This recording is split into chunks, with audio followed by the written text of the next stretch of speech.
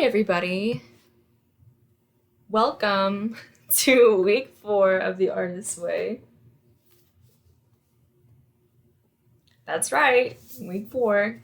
My name is Elise Blasco. I am a filmmaker and a photographer. And even though I've had the experience to work on different sets, produce, first AD, build my skills, and come out of this industry with friends I really enjoy having in my life, I'm still a blocked artist. And I'm hitting a point in my personal life and career life where I don't trust myself to get out of this creative block all by myself. So I turned to this book and other practical methods. There was so much information in this chapter that I really could spend forever talking about. So I tried my best to narrow it down to its key points. So without further ado, let's just get into it. It says, this week may find you grappling with changing self-definition. The essays, tasks, and exercises are designed to catapult you into productive introspection and integration of new self-awareness. Now, I would say that's been the case. That's been the case for me, and how does that look? How do I make myself an example of that? I, for a while, have known that I have no identity as an artist. And I was embarrassed about that. On the outside, I was productive. I've been productive.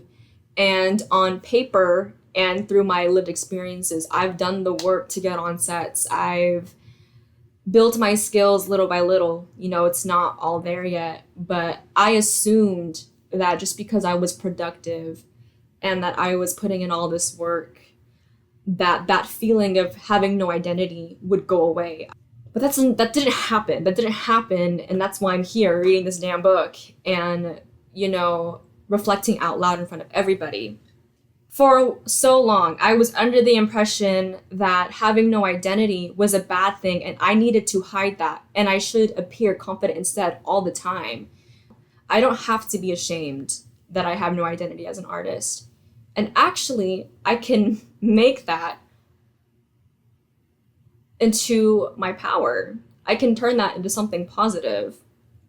By me making these diaries and owning that I don't have an identity as an artist takes away its negative hold on me. It has allowed other artists and people I know to feel seen. Not many people, I don't think so, but someone had reached out to me that I'd worked with, and he was like, thank you for the inspiration of posting. And it gave me some inspo to post my own video essays on YouTube, which is really, really fucking dope. Acquiring leadership positions also led me to be more transparent with the people and the team I was working on, because I didn't want them to get a false sense of my skill set at the time. So I would always tell people, my crew, whoever invited me on a project, or vice versa, if I invited someone onto a project, hey, this is what I can do right now. This is where I'm lacking, but I'm trying to bridge that gap. And I was just more honest with people, because I would have hated to inflate my abilities to do things and then show up and underperform. That was something I did not want to do while I was on these music videos, while I was trying to, branch out and experiment with other projects, right? We really value hustle culture. We really value this fake it till you make it mindset. And for a while, I think that mindset did its job. I really subscribed to that when I was 19, 20, and now I'm 24. I do think that no matter where you are in the world, you will have to fake it till you make it throughout certain points in your career, your personal life. Discernment is really, really necessary. There are times where I do need to be transparent. And I don't have to put on this face of confidence all the time. I can be honest. And there will be times where I will have to fake it till I make it. And that's okay. It's good to have a balance of both, right? So, yes, to wrap up that point, I used to think that having no identity as an artist was bad. And I kept that to myself. I felt like I could not be honest. And now I realize maybe I can take that narrative and reframe it to be more positive and lead with that and show people that where you're struggling, other people feel that too. And you don't have to make it the scary thing. And look, I'm still gonna have to fake it till I make it sometimes, but I do feel more prompted to be honest right now in this period of my life. Yeah. Okay. What else in this chapter do I want to touch on?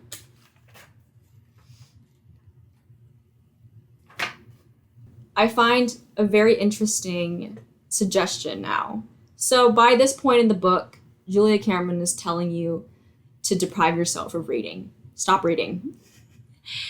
Reduce the reading in your life as much as possible. And this is where people get tripped up because they're like, what do you mean stop reading the book? Stop reading as much as you can. Like, I want to read the book like I want to grow. Or someone might say, like, I have to read for work. It's a part of my job. It's a part of my my education as a student. It's not stated how much reading you need to subtract from your life.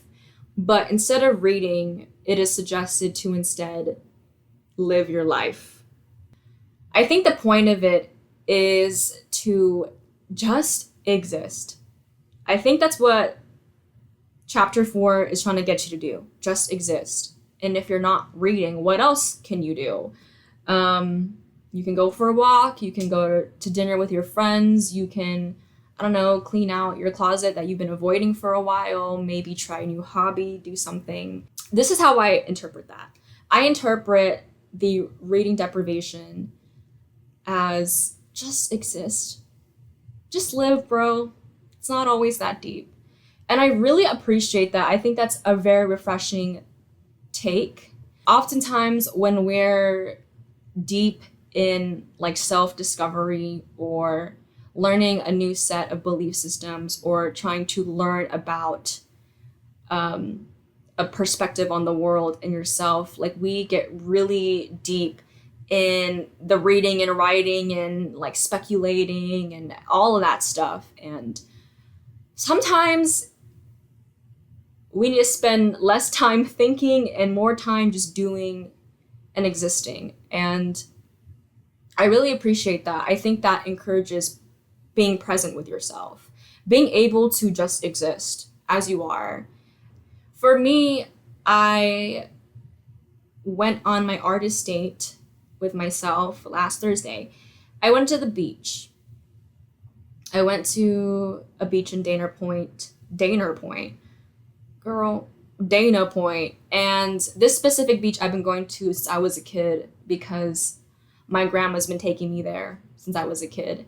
And this time I went alone. And I wasn't on my phone. I did bring it, but I wasn't on it. And I decided to gather a bunch of flat rocks about the size of my palm and then stack them on top of each other, like one by one, and see if I could get it to stand up straight. That was the majority of what I did at that beach besides standing in the water. And the vibe it's giving is your unemployed friend on a Tuesday. And I was pretty content just doing that.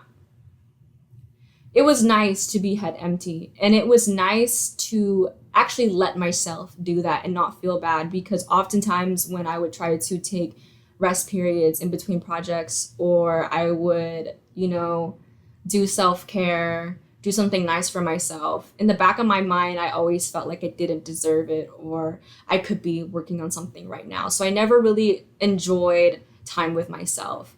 But for that 1 hour on the beach, like I was free.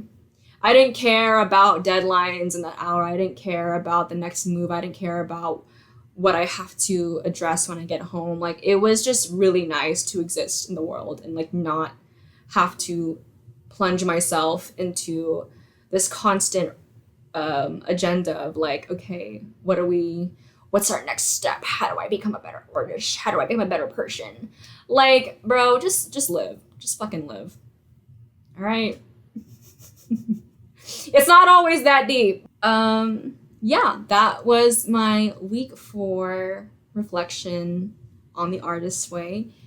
And I appreciate you guys for taking the time to watch this shit. Okay. You guys have a good one. I'm gonna go now. Bye bye.